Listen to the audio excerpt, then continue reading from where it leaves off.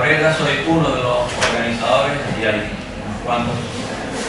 Y en primer lugar quiero dar las gracias al Real Casino de Tenerife, que siempre se pinta a facilitarnos nuestra sala tan buena y el comedor los viernes.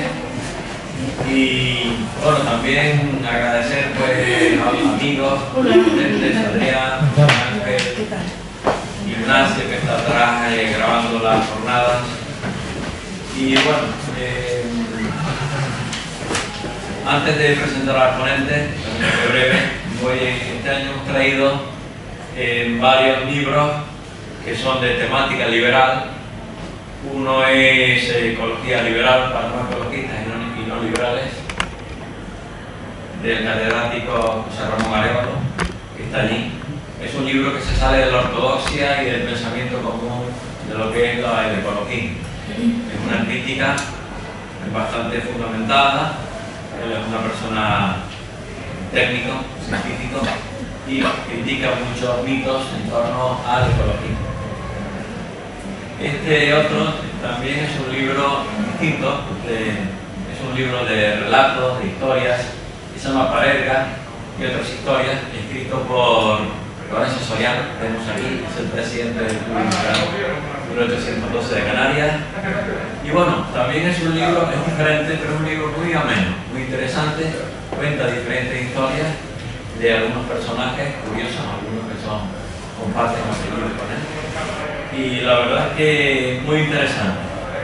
Incluso tiene momentos donde uno está leyendo y te ríes tú solo de las cuestiones que tiene, tan anécdotas muy simpáticas. Y este último, que es el peor, lo escribí yo, que es un libro sobre defensa y seguridad estatal o privada. Y en este libro yo lo que recojo es la primera idea que hubo en el mundo sobre cuestionar al Estado desde un punto de vista técnico, que lo hizo un belga que se llamaba Molinari. Entonces Molinari lo que decía era que la misión del Estado, que es proveer supuestamente defensa y seguridad, porque lo que estamos viendo que los Estados no proveen defensa y seguridad, sino que en muchas ocasiones son los que destruyen, son los agresores. Ojo, los famosos ministerios de defensa se podían llamar ministerios de invasión o de agresión. Cuidado con que todos le ponemos la palabra defensa, pero no siempre es una defensa. Molinari lo que decía era que, puesto que el bienestar del consumidor depende de la competencia, no existe ningún motivo de orden económico. Podemos hablar de orden histórico, sociológico, antropológico, político, pero desde el punto de vista económico no existe ningún motivo por el cual el Estado deba monopolizar la seguridad. Y lo que Molinari decía era que el principal beneficiario de que existan servicios de seguridad en competencia es el consumidor. Bueno, entonces yo aquí recojo esa pequeña semilla que depositó Molinari y yo la desarrollo en un libro donde realmente refuto la teoría de los bienes públicos de pe a pa. Bueno, pues estos libros estarán hoy y mañana a un módico precio, allí al fondo que quiera adquirirlo. Y así más, doy la palabra a nuestro querido conferenciante de hoy, un chico joven y bien preparado, muy bien preparado. Él es economista, se llama Adrián González, es economista, ha realizado este curso, un máster de economía austríaca con el profesor Huerta de Soto en Madrid, y también es un estudioso de la filosofía política. También es fundador del Círculo Molinari, que ya acabo de mencionar yo aquí. Y bueno, él nos va a hablar hoy sobre la deliberación democrática. Sin más, solicito una pequeña ovación para nuestra presentación.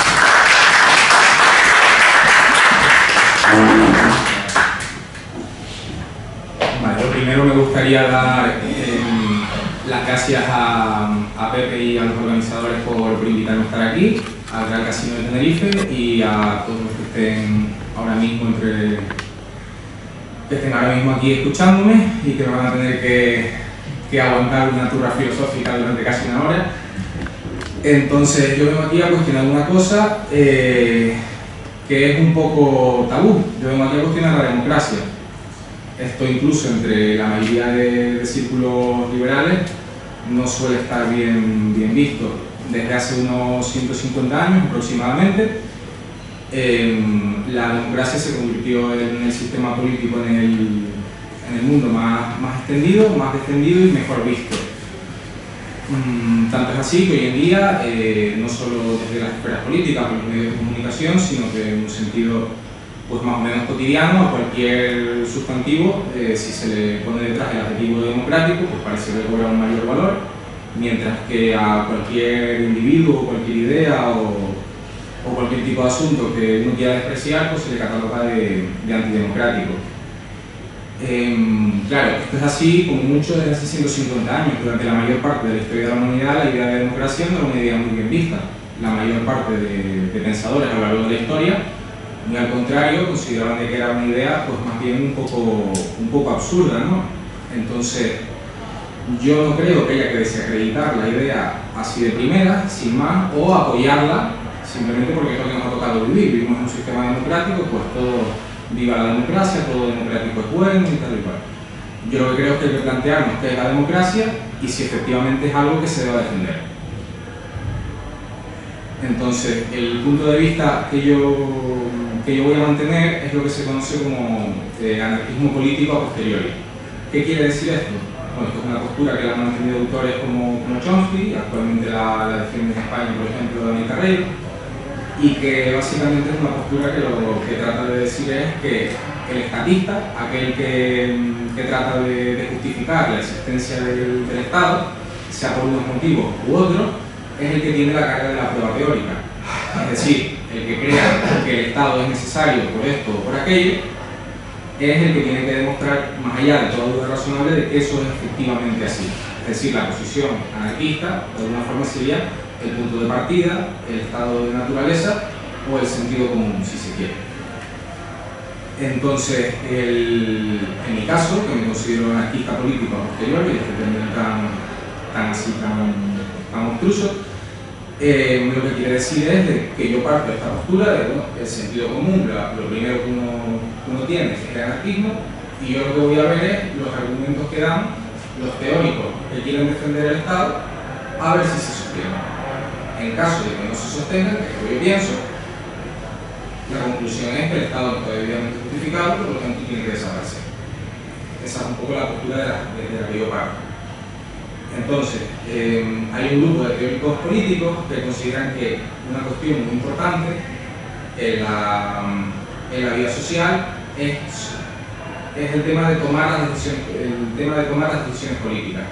Como vivimos en sociedades plurales, donde cada uno tiene pues, su propio punto de vista, donde hay muchas sensibilidades diferentes, muchas cosas diferentes, estos teóricos creen que lo que hay que encontrar es una manera adecuada de tomar estas decisiones. Entonces, la primera idea que no se le puede venir a la cabeza es pues, la que han defendido filósofos desde Platón, es decir, que la gente, las personas que más sepan sobre determinados temas son los que tienen que tomar las decisiones. La mayoría de filósofos políticos contemporáneos, como David Eslund, lo que aceptan que lo que llaman la falacia del experto, es decir, que porque alguien sepa mucho de algo, de ahí no se sigue que tenga derecho a mandar. Entonces, lo que postula la mayor parte de los teóricos contemporáneos es que la democracia sería, no una tecnocracia, sino una democracia sería la forma adecuada de gobierno para tomar las decisiones. Entonces, yo voy a presentar aquí los argumentos de los teóricos que defienden el Estado si este es democrático, y voy a ir uno por uno tratando de ver cuáles son los errores de estos argumentos, si se sostienen o no se sostienen. Entonces, solo por un apunte, la postura que yo comenté antes que iba a mantener, que es la del anarquismo político posterior, que no es una postura extravagante que mantengamos solo 4 blocos, sino que la filosofía analítica contemporánea es la postura que acepta la mayor parte de los teóricos, es decir, la mayor parte de los teóricos, aunque crean que el Estado por una razón u otra está justificado, creen que ellos son los que tienen la carga de la prueba de defenderlo. Entonces, voy a pasar entonces a lo que son las defensas del Estado democrático. Hay dos tipos de defensas que tratan de justificar la legitimidad procedimental y la legitimidad instrumental. ¿Qué quiere decir esto? Un Estado democrático, los autores que utilizan defensas procedimentales, lo que quieren decir es lo siguiente: el Estado estaría justificado, la democracia estaría justificada si cumple unos procedimientos concretos, procedimientos X. Ya entraremos en cuáles podrían ser esos procedimientos. Y en cambio, los que defienden algún tipo de justificación instrumental no es tanto por la forma concreta que tenga esa democracia, sino porque consideran que la democracia lleva a fines valiosos, es decir, es un instrumento para alcanzar algo más importante. Entonces, estas posiciones, como veremos posteriormente, no es una dicotomía, sino que hay teóricos, que son los teóricos de la deliberación democrática, que tratan de coger lo mejor de estas dos defensas, realizando una versión más sofisticada de la defensa de la democracia. Entonces, la justificación procedimental, el primer argumento que suelen plantear es que precisamente como vivimos en sociedades con muchos tipos de personas muy plurales, con opiniones muy diferentes, lo que haría falta es un mecanismo equitativo para tomar las decisiones. Entonces, autores como Jeremy Waldron lo que postulan es de que el voto, o sea, si estipula un sistema donde el voto sea perfectamente equitativo, el peso que cada voto tenga en las decisiones políticas, ese sistema estaría justificado. Esta visión, y el propio Jeremy Waldron, que es uno de los autores más famosos que la defiende, él mismo admite, por ejemplo, de que el control judicial de las decisiones democráticas estaría totalmente fuera de lugar. Es decir, si se aprobara democráticamente cualquier decisión que fuese contra algún principio básico de la justicia, estos autores opinan que efectivamente debería llevarse a cabo y que la justicia no tendría que intervenir en este respecto. Por lo tanto, para muchas personas, esta misma afirmación que ya mantienen los que defienden este punto de vista es un argumento en contra del propio punto de vista. La crítica que yo voy a realizar es que el proceso de votar, de que el voto de cada persona para la decisión que sea valga exactamente lo mismo, si la justificación para esto es que el proceso es equitativo, lanzar una moneda al aire también es perfectamente equitativo. Es decir, el principio que ellos utilizan para justificar el voto democrático es el mismo principio que serviría para tomar las decisiones tirando una moneda al aire. Ahora bien, hay otros autores que aceptan esta crítica, como Tomás Cristiano, y lo que vienen a decir es, claro, pero no es solo la equidad en el momento de votar, sino que el proceso democrático, durante el proceso democrático en sí, los ciudadanos tienen la posibilidad de ejemplificar virtudes cívicas, como son el respeto igualitario hacia el prójimo, y además tienen la misma capacidad de acceder al poder y de influir en los demás. Es decir, que lo de la moneda no valdría porque ahí no se estaría ejemplificando ningún tipo de virtud cívica. La crítica que se le puede hacer a esto, porque precisamente la anarquía cumple el mismo requisito, es decir, todas las personas tienen la misma capacidad de acceder al poder y de influir en los demás, que en el caso de la anarquía, en cuanto a decisiones políticas, en el caso de la anarquía pues sería exactamente ninguna posibilidad. Pero bueno, incluso si esto no se aceptara, porque se entendiera de que la anarquía, estas virtudes cívicas que tanto valor tienen para estos autores, no se estarían ejemplificando públicamente,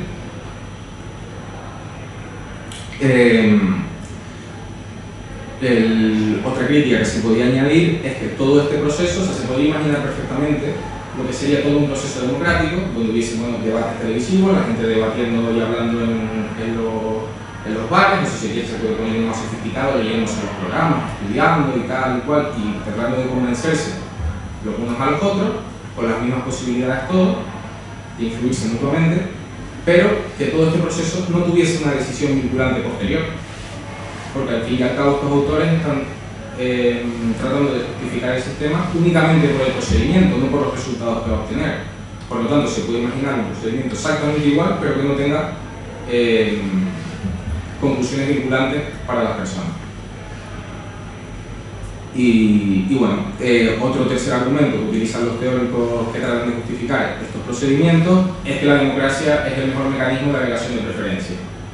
Esto es falso, primero porque el teorema de Arrow ya demuestra que la agregación de preferencias de toda la sociedad es imposible, y luego, además, si fuese posible agregar las preferencias tan plurales de todas las personas de la sociedad, pues no haría falta ninguna democracia para tomar las decisiones. Simplemente hacerse un estudio científico en el que se agregan las preferencias, se ejecuta la decisión que las une mejor todas, y punto final. No haría falta someter nada a votación, ni a deliberación, ni nada por el estilo.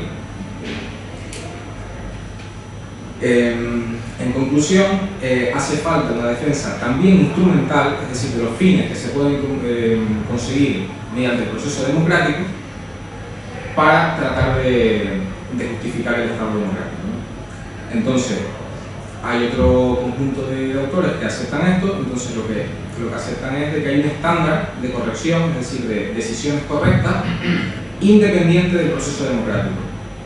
Y lo que tratan de probar ellos es que el proceso democrático es el mejor proceso para alcanzar esas decisiones correctas. Uno de estos autores es el filósofo Jürgen Habermas, que cito: las deliberaciones democráticas deben verse como un proceso de justificación de nuestras creencias, orientado a la corrección o verdad política. En resumen, la democracia deliberativa sostendría que el proceso democrático no solo tiene ventajas para alcanzar buenos resultados, sino que además tiene las ventajas procedimentales, debido a que en el proceso de justificación de las posiciones que tiene cada uno acerca de todos los temas políticos, los ciudadanos se ejemplificarían el respeto los unos a los otros de forma equitativa. Esta es la posición que mantienen los teóricos de la deliberación democrática. Entonces, ¿qué argumentos utilizan estos teóricos para decir la democracia lleva a mejores resultados? Pues, en primer lugar, un argumento muy común, que además no solo lo utilizan pues, teóricos así muy elevados, sino que se puede escuchar de manera popular, que es la comparativa de las democracias con otros sistemas políticos, por ejemplo, con la monarquía. Lo que afirmarían estos autores es que la democracia promovería la paz y el crecimiento económico en mayor medida que sistemas monárquicos.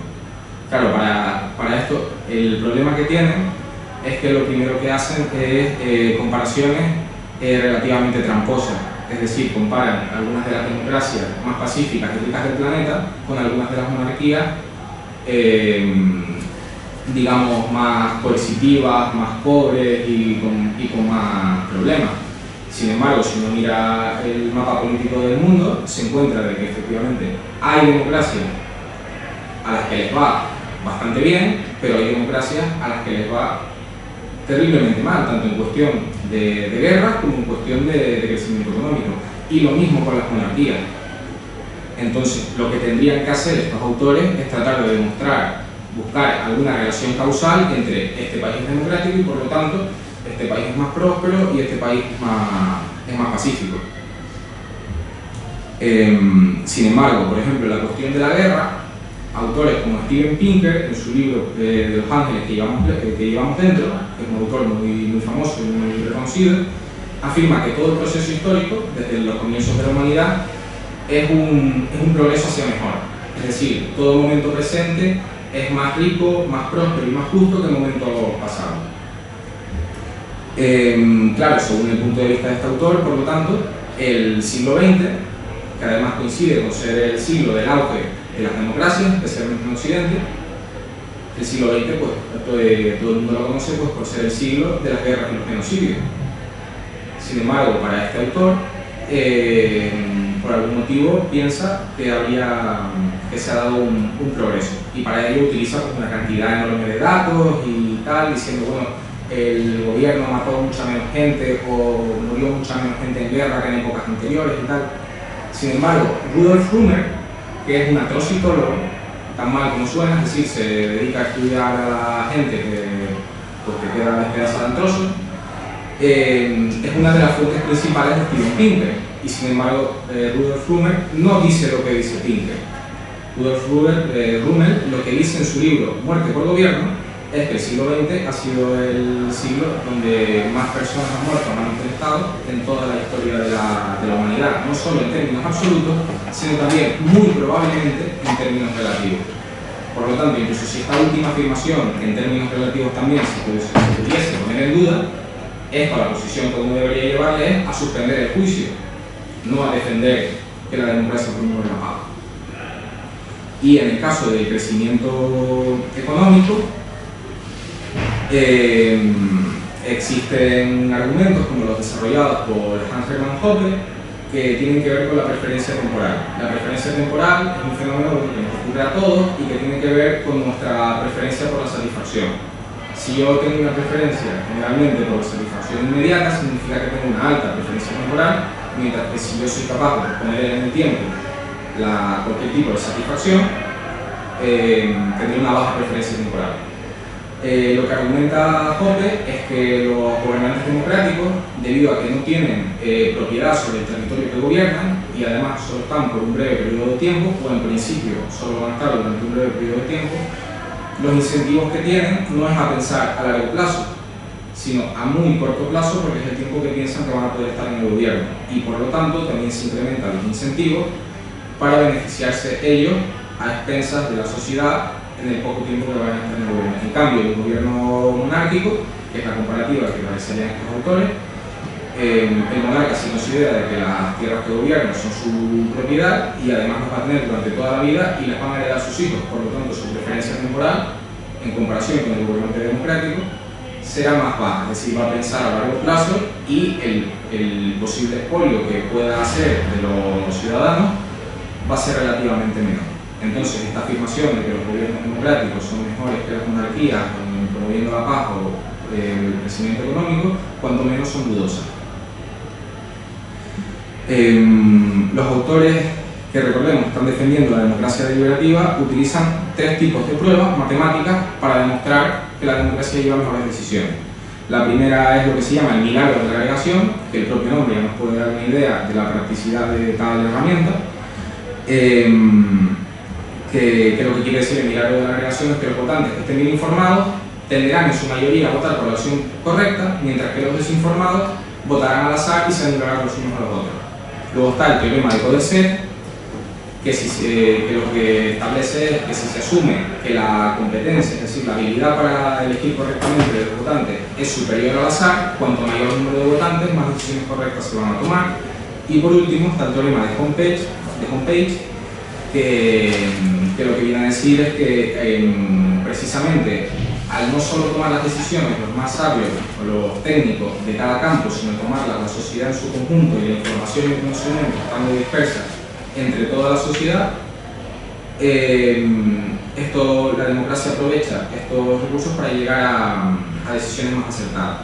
El problema de estas tres supuestas pruebas es que básicamente son curiosidades matemáticas que no van a guardar relación con el mundo real. La razón principal es porque tienen condiciones muy restrictivas, como que los votantes desinformados voten al azar, por poner en el caso del milagro de la agregación.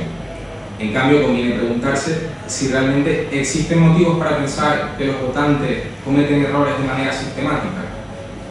Entonces, yo ahora voy a ofrecer una serie de argumentos que lo que sostienen es que sí, de que los votantes de la democracia, entre los que, bueno, incluyo aquí a todas las personas que voten, incluyo a mí mismo cuando he votado, incluyo a prácticamente toda la población, comete errores sistemáticos al votar. ¿Por qué? Primero, porque en una democracia la desinformación es completamente racional. Como el voto de cada individuo vale poquísimo o prácticamente nada, y es muy improbable que llegue a cambiar o a decidir ningún tipo de elección, en cambio el coste de informarse es muy alto. Uno tiene que dedicar mucho tiempo a estudiar, a leerse los programas, a considerar cuál es el mejor candidato, cuál tiene mejores aptitudes, cuál tiene que considerar un montón de cosas que le van a requerir un montón de tiempo y un montón de esfuerzo, para que luego el beneficio que él tenga por votar sea prácticamente nulo. Por lo tanto, la desinformación sería una opción racional para los votantes. Pero vamos más allá. El autor Brian Kaplan también afirma que la irracionalidad también es una opción racional para los votantes. Es decir, votar por razones puramente irracionales, como este político me parece guapísimo, aquel tiene unas pintas que no me gustan, mi familia me dijo que votara a fulano, o mi grupo de amigos van a votar todos a mengano. Entonces este tipo de decisiones de votos irracionales pues realmente serían perfectamente racionales viendo lo que hablábamos antes de los beneficios y los costes de informarse. También en todas las democracias se da lo que se llama el fenómeno de los grupos de interés. Esto está estudiado principalmente por la escuela de la Public Choice, con autores como Mark Olson, Jay Buchanan o Gordon Tullock, y que hablan pues de que en vista del funcionamiento del proceso, lo mejor, lo más racional que puede hacer una persona para obtener beneficios del sistema democrático, del sistema político, pues tal cual lo tenemos hoy en las sociedades occidentales, por ejemplo, es unirse en pequeños grupos que estén muy informados sobre una cuestión muy concreta y realizar presión al gobierno para que se les otorguen privilegios. Como la mayor parte de la población va a estar desinformada, lo que va a suceder es que este pequeño grupo que va a estar haciendo presión sobre determinada cosa va a obtener unos beneficios muy grandes para ellos, mientras que los costes, las pérdidas, van a estar distribuidas entre toda la sociedad, que digamos que casi no las va a notar, digamos, no va a enfadarse porque este privilegio que le da tal realmente a final de año me supone 3 céntimos más de pago, digamos.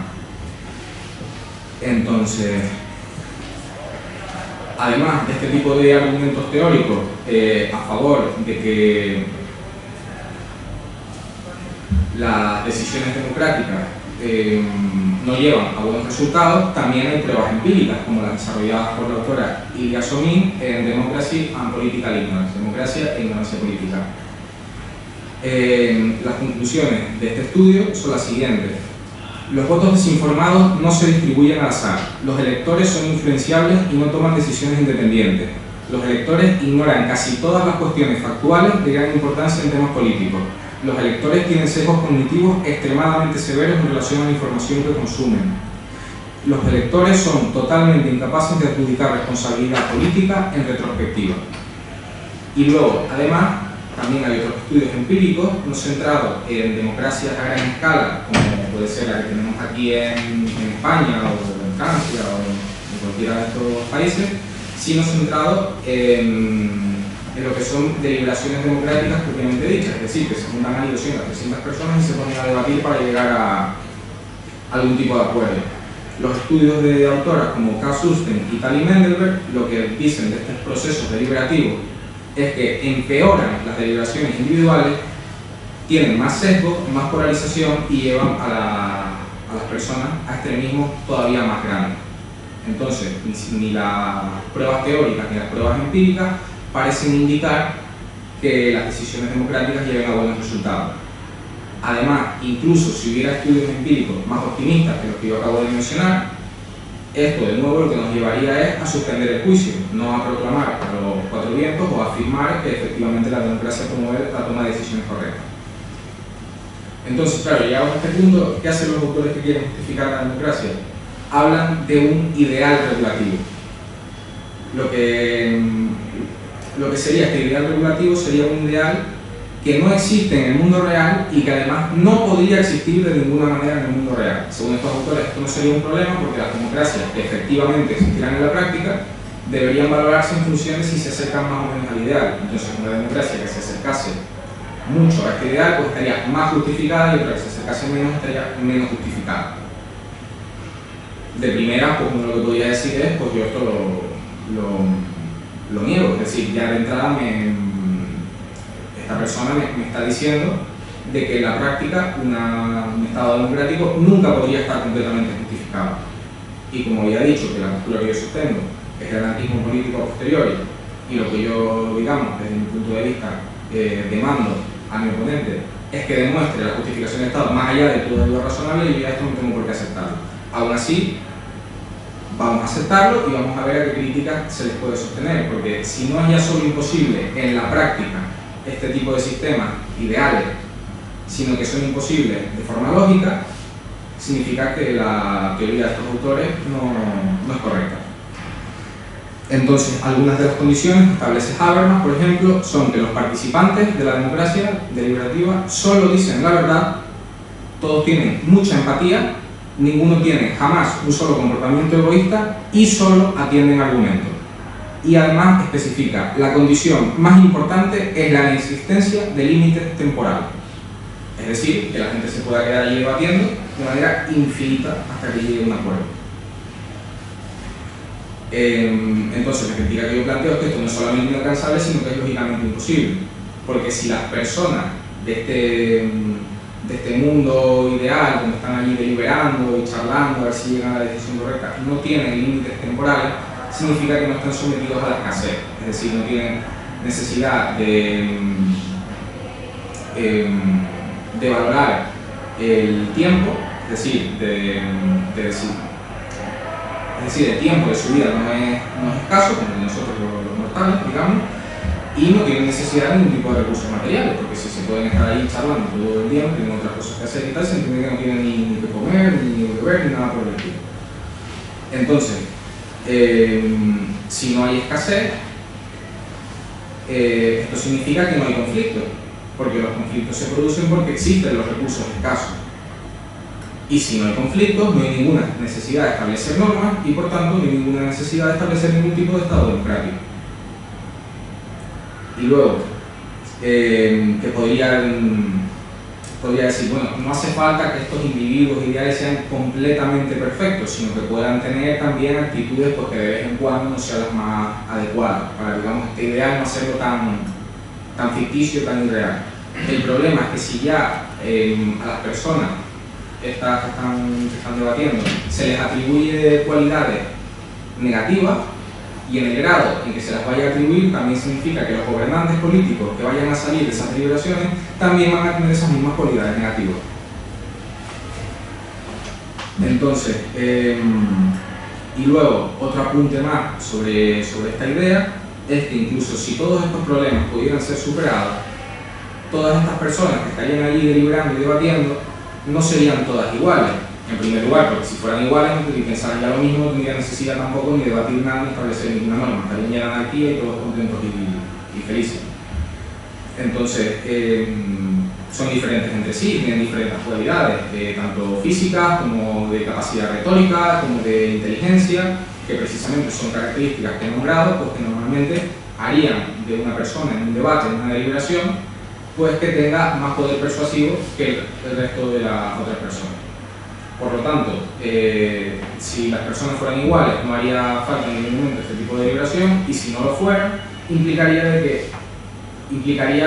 que no sería una situación equitativa, puesto que los rasgos y las características que tiene cada persona y las habilidades que tiene no son las mismas. Y hay personas que tienen habilidades que les hacen más propensos a destacar en este tipo de actividades políticas.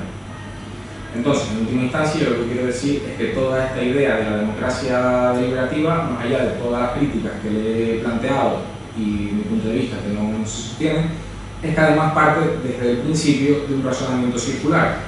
Es decir, los autores que defienden este tipo de teorías plantean: para tomar las mejores decisiones políticas, la mejor manera de hacerlo es mediante un proceso deliberativo democrático. Pero es que esa decisión de establecer un proceso deliberativo democrático no se ha establecido mediante un proceso deliberativo democrático. Se ha establecido porque un tipo, un teórico, un estudioso en su casa ha llegado a esa conclusión, o se ha impuesto por la fuerza o por cualquier otra cosa por el estilo. Pero si esto fuera verdad, evidentemente para llegar a juicios políticos correctos no hace falta deliberar nada, porque ya a la vista está de que podría llegar una persona simplemente desde su casa escribiendo y estudiando. Entonces, este sería el final de la crítica, y para terminar me gustaría dar dos apuntes generales. Bueno, espero que se tengan en cuenta que esta crítica, todas las críticas que he hecho, no van específicamente hacia los estados actualmente existentes, aunque muchas de ellas también podrían perfectamente ir dirigidas a los mismos, sino que yo me he puesto una tarea más complicada, que no solo es criticar la democracia que existe ahora en España, sino criticar el modelo de democracia teórica más sofisticada que proponen los filósofos. Entonces, más allá de esto, yo quería comentarles simplemente, a modo ya de reflexión, para que ustedes luego lo piensen, dos problemas generales que tienen casi todas las democracias que existen. El primero es la idea de representación. Todas las democracias representativas hablan de este concepto. El principal problema es que de la misma forma que los teóricos que tratan de justificar al Estado mediante la teoría de contrato social, es que tergiversan el significado de las palabras. Tanto la idea de contrato como la idea de representación son ideas que provienen del derecho privado y que estos autores, al trasladarlo al derecho público, tergiversan su significado. Es decir, si yo tengo un representante, el representante puede ir a aquella reunión y hacer y decir exactamente lo que yo le permito que pueda hacer y decir, y nada más. En cambio, en cualquier democracia, en la que tenemos ahora, por ejemplo, si yo no voto en las elecciones, alguien, supuestamente, va a decir que me va a representar. Si yo voto por un partido y sale otro, y llega otro al poder, quien se supone que me está representando no es la persona que yo quiero que me represente. Y si se da el caso de que yo vote y ese partido al que yo voté sale elegido y esos representantes salen elegidos, tampoco estoy representado adecuadamente, porque estas personas no tienen ni por qué cumplir el programa que estipularon, y yo puedo decirles que cambié de opinión y que ya no quiero que hagan tal cosa, o cualquier tipo de las acciones habituales que uno puede llevar a cabo con sus representantes. Entonces, esta es una idea que yo creo que yo quiero dejarles simplemente para que reflexionen sobre ella, de hasta qué punto, independientemente de que alguno pueda tener una mayor cercanía o afinidad con unos partidos políticos que con otros, esta idea de que realmente le están representando es correcta. Y por último, que es una cosa que nadie suele plantear, que es cuál es el ámbito de las decisiones democráticas.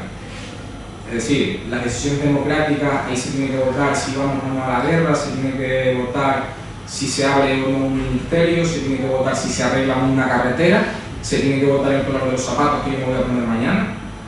Es decir, cuál es el ámbito adecuado, si es que había alguno, que yo entiendo que no, del voto democrático. Porque empezamos eso, votando para ver si ponemos un parque para niños o arreglamos la carretera de enfrente, y acabamos votando hasta lo que tiene que vestir uno cuando se va a la cama a dormir. Entonces, reflexionar también cuál es el ámbito de la democracia y si no va a ser de que poco a poco el Estado lo va extendiendo progresivamente, paso a paso, para tener más control sobre la ciudadanía. Entonces, esta ha sido mi conferencia, espero no haberles aburrido en exceso. Si tienen alguna pregunta, pueden preguntar.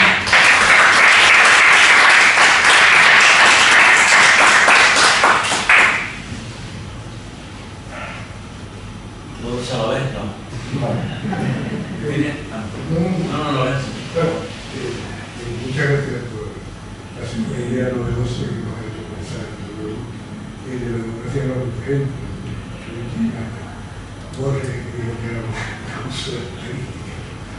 Yo lo que creo es que todos los ejemplos que compuse no hay ninguna democracia, porque la democracia incumple prácticamente todos los principios, desde Aristóteles hasta Pericles, y luego ni hay división de poderes, ni hay información completa de ciudadanos votantes, ni cada uno, y sobre todo la teoría de un hombre y un voto no se respeta.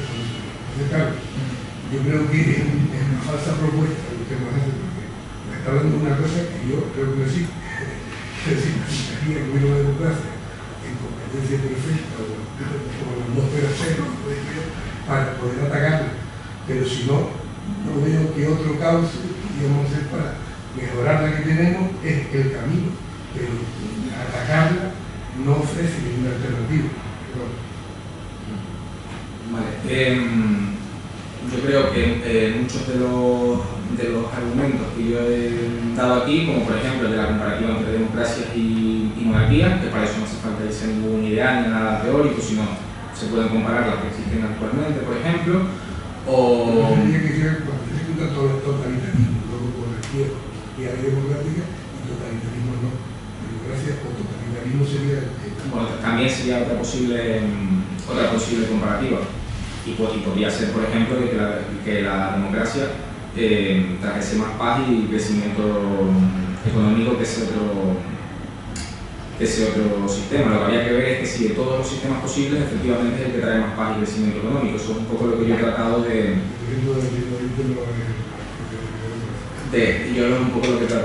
discutir, ¿no? Las monarquías teocráticas son lo peor. No son lo peor no en todo, porque, por ejemplo, en términos de guerra son muy estables, son bastante pacíficas. En términos de intromisión en la vida, bueno, ya depende de la religión, ¿no? Pero son sistemas bastante estables, no se suelen meter en muchas guerras, se quedan en su casa, no se meten en la casa del vecino. Las democracias históricamente han sido agresivas, sobre todo con estados no democráticos. Por ejemplo, Estados Unidos, una democracia bastante ejemplar, pero desde el punto de vista militar ha sido un país muy agresivo históricamente. Con México, con España, con Vietnam, se metieron en todos los fregados que ha podido. Entonces, yo pienso que lo que comenta Hoppe, que analiza las monarquías, se refiere a monarquías absolutas, Hoppe, monarquías antiguas, monarquías absolutas. Él dice que las monarquías absolutas, en términos comparativos con las democracias, son sistemas mejores. Y para Aristóteles, la democracia era una forma degenerada de gobierno.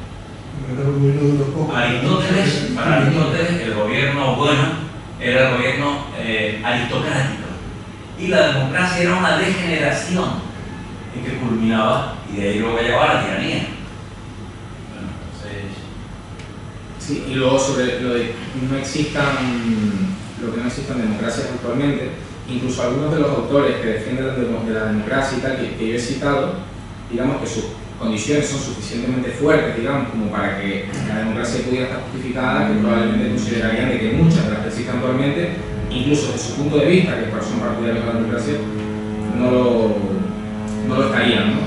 Entonces, claro, yo personalmente, si me estaba preguntando cuál sería la alternativa ideal, pues yo creo que sería el anarquismo, pero claro, me refiero, yo puedo estar equivocado y puede ser que alguno de la democracia o algún otro sistema pudiese ser mejor. Digo sin bomba.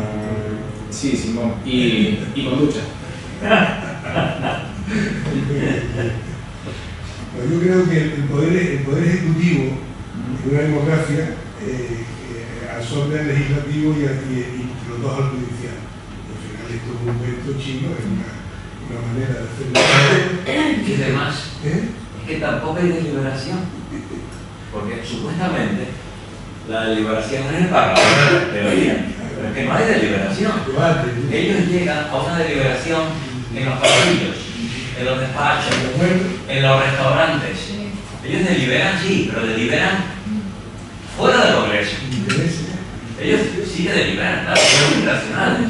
Ellos son gente racional, tienen sus fines. Ya lo decía el ponente, ortografista, para buscar su regresión o su sostenimiento. Sí, pero una cosa es en ese cortoplacismo, en esa búsqueda de votos y de beneficios políticos o de mantener el poder o lo que sea, la mayor parte de los que llegan a, digamos, a cargos relativamente elevados y demás, o sea, son gente muy trabajadora, están todo el día con el teléfono en la mano, son muy eficientes y tal. Otra cosa es que uno pueda considerar que el trabajo que ellos hacen fomente más el mal que el bien, pero viceversa.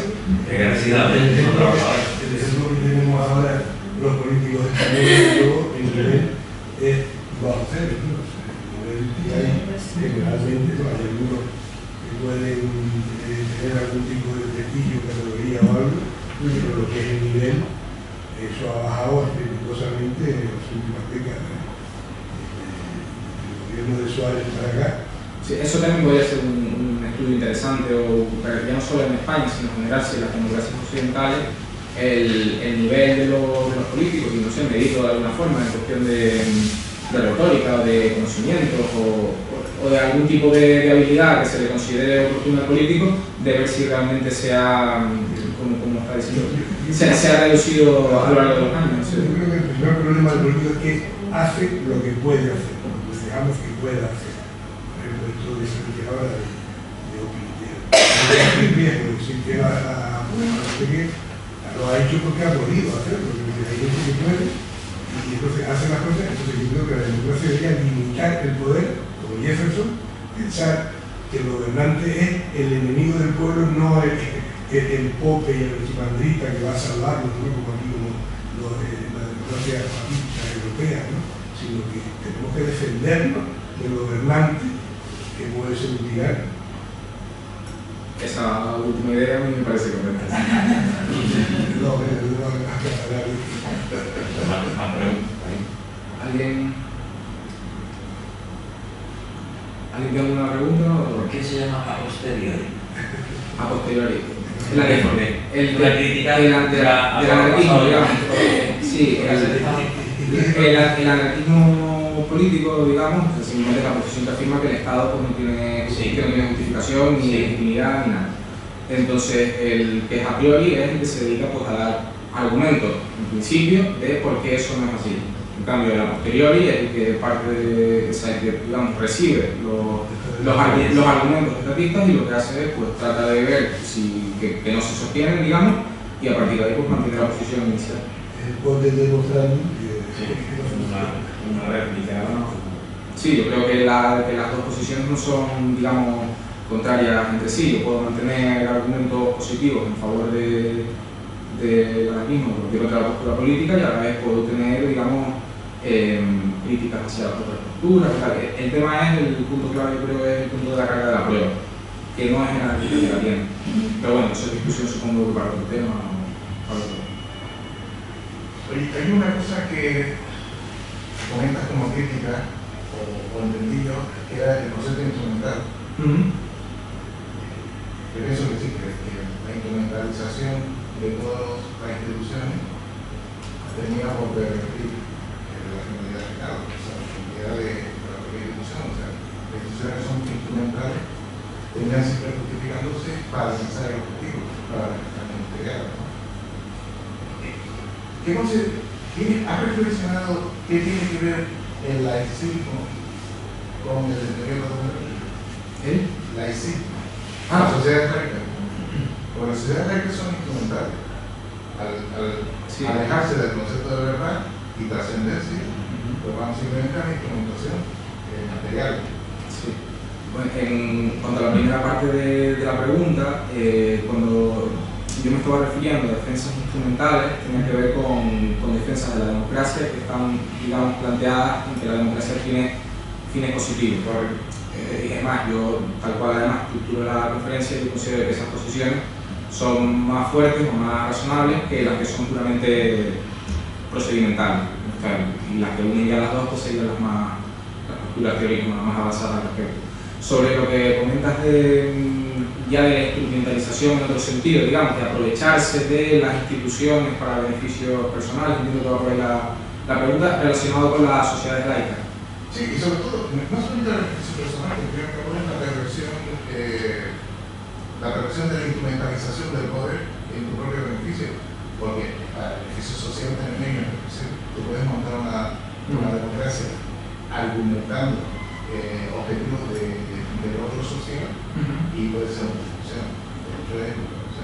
Ahora mismo no hay nada más pervertido de todo lo que lleve el concepto social. Sí, en cuestión con para relacionarlo con lo que comentaba del laicismo, yo lo que veo es que los estados modernos, digamos, o sea, hoy en día se entiende que la ley viene del Estado, es decir, el concepto que tiene la mayoría de las personas de la ley es un concepto positivo, de que es creado por el gobernante democrático, en este caso de turno y tal. Sí, mientras que, por ejemplo, las monarquías, ya no las absolutas, pero sí vamos a previas, las monarquías tradicionales de la Edad Media, lo que se entendía es que la ley venía de Dios, no venía del rey, es decir, el rey tenía que estar sometido a la ley de Dios como todo el mundo. Otra cosa es que por el cargo de que tuviese o lo que sea y tal, pero él estaba sometido a la ley de Dios, no podía él crear la ley, no como los gobernantes de ahora. Eso es así a partir de la Revolución Francesa, eso antes no se pensaba de esa manera. Y luego ya el hecho de que las sociedades sean cada vez menos religiosas en Occidente, pues también es un tema, ¿no? Que se sale un poco de lo que yo estoy hablando aquí, pero bueno, yo creo que es muy interesante y que probablemente haya una retroalimentación entre la pérdida de valores religiosos o valores trascendentes, digamos, con el crecimiento del poder de los estados, es decir, cambiando un poco la trascendencia de lo divino por la inmanencia del poder del Estado, sí. Te lo comento simplemente porque hemos llegado a la perversión metodológica de que la sociedad actual cree que tus derechos dimanan del Estado y que están promulgados por el Estado y que no hay derechos anteriores del Estado. Sí, se escucha mucho esto. Por ejemplo, de la propiedad privada no existiría sin nada. Las instituciones anteriores al Estado, por ejemplo, las propiedades. La propiedad anterior al Estado, la familia anterior al Estado, o sea, hay elementos consustanciales con la libertad del individuo que no tienen que ver con el Estado. O sea, el Estado nace para protegerlo, no para dictaminar la existencia. O sea, la propiedad no la da al Estado, la propiedad debe ser protegida por el Estado, pero no protegida. O sea, el concepto democrático está revertiendo la concepción de los poderes fundamentales, creyendo que a partir del Estado el individuo ha tenido derechos. No, a partir del Estado el individuo ha perdido derechos. Bueno, el Estado asumo que puedes reconocer un derecho. Sí, a ver, con respecto a lo que dice el compañero, en principio, pensar que el Estado deba protegernos lo veo un poco. No le encuentro mucho sentido. De hecho, si te das cuenta, muchas de las constituciones que hay en todo el mundo están hechas precisamente para proteger al individuo contra el Estado, básicamente. Entonces, si piensas que el Estado tiene que ser un protector o benefactor de tus derechos, entonces ¿para qué están las constituciones? Que están precisamente para protegernos del Estado, porque se supone, o la gente asume, como hablando un poco, ¿no?, de esas creencias que hay populares, de que el Estado somos nosotros, somos todos, y que entonces el Estado hace el bien porque somos todos. Me lo está presionando a mí, ¿no? No, lo estoy comentando. Ah, vale, yo no tengo nada que añadir. Claro, por eso. Entonces, a lo que voy es eso, ¿no? Hay esa definición, digamos, esa creencia popular de que el Estado nos tiene que proteger, cuando realmente el Estado es, si tratamos más breve, realmente el Estado es un aparato que ejerce monopolio de la violencia, que tiene monopolio de la violencia y que se puede ejercer a su discreción. Entonces, precisamente la Constitución está para eso, para evitar que el Estado ejerza esa, en principio, ¿no? Sí, yo simplemente quería manifestar mi acuerdo. Me parece muy importante lo que dice de la manipulación de los medios en la prensa. En mi caso, yo soy estudiante, lo he hecho en el colegio, creo que se amplía también al ámbito escolar.